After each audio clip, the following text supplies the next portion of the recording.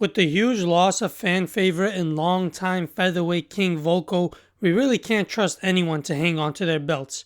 UFC and MMA in general has always been hard to predict, but that especially seems the case as of late. UFC 299 is on our heels, so I wanted to take a look at the curious case of the literal clown that is Sean O'Malley. Sean is a part of this new wave of fighters that a lot of people think are going to go on these 3+ title defense runs. Champs like Leon Edwards and Islam Makhachev are in these talks. But I think Sean O'Malley might not be champ for as long as most people think. Heading into this UFC 299 Marlon Hot Cheeto fight, O'Malley has a disputed record of 17 wins, 1 loss, and 1 no contest. Emphasis on the disputed part. His one and only loss came from, surprise surprise, Hot Cheeto himself. This was way back in August of 2020. Now on record, it's a TKO loss for O'Malley, but if you ask the guy in person, he'll start going on a rant. To quickly sum it up, during the fight, Marlon kicked Sean in his leg in a sweet spot that messed up a nerve.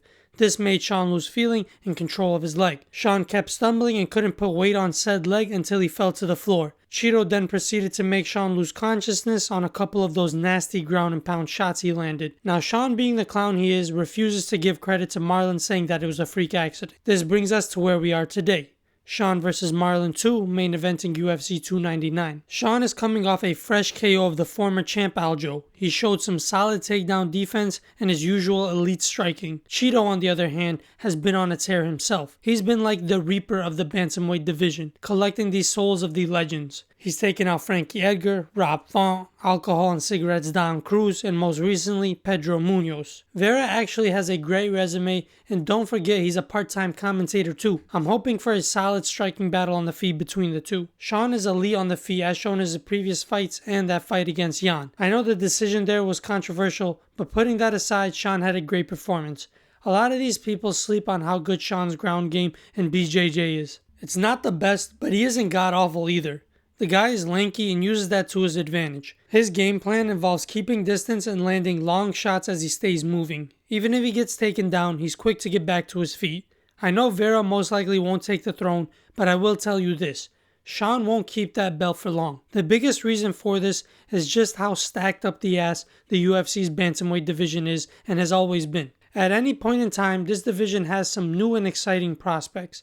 So, even if Sean runs through Vera, he's got a bunch of killers waiting for him. At the moment, this is what the top 15 looks like. Some beautiful faces there that only their mothers could love. Out of this murderer's row, Merab is the biggest threat to Sean O'Malley, which finally the UFC rankings make sense as Merab is ranked number 1. After what he just did to Cejudo, I don't know who or what can stop him. He picked up that 4-foot Olympic gold medalist like he was a child and then proceeded to sit him down in front of Mark and put a beating on him. We all know Sean O'Malley's skills lie in his striking. On the feet, he's 100% the best in the division, but this is MMA we're talking about. If you don't think Merab will do what he just did to Cejudo to Sean, then you are about as intelligent as the guy who put his shorts on backwards, Marvin Vettori. I know I said Sean has some good ground game, but if Merab kept Cejudo down, then I'm damn sure he'll keep O'Malley down as well. Then you got the rest of the Bantamweight division to worry about. The Sandman, Peter Yan, Yadong, former flyweight champ Figgy, and a goddamn Nurmagomedov.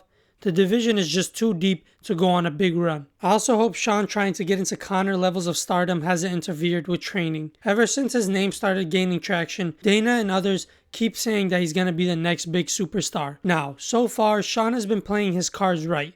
He's still got some prime years being 29 and he has experience being in the game for a while. Yes, he's kind of garbage on the mic, but he does his best.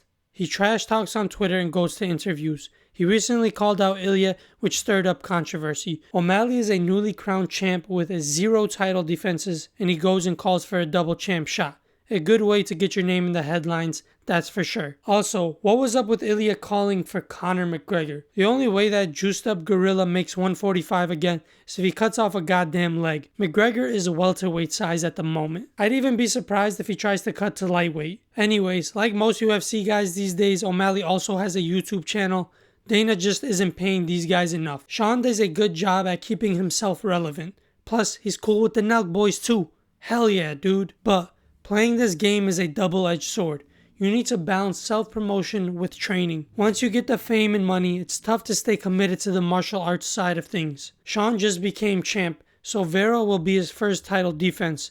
It's hard to become champion, but even harder to stay champion. Yeah, you can argue Sean was already a big name coming up and had money, but becoming champion is a completely different ballgame. Take a look at Ilya. Man literally attained Spain's citizenship by way of winning a UFC title. This is the truth, I'm not even joking. So as to if winning the title has affected Sean negatively, his upcoming fight will tell the tale. When you become the champ, all eyes are on you. The target is on your back, and you got a bunch of hungry young wolves coming for you. This is especially the case in the UFC's Bantamweight division. Overall, I think it'll be tough for any champion, let alone a Bantamweight champion, to keep their belt over the next couple of years.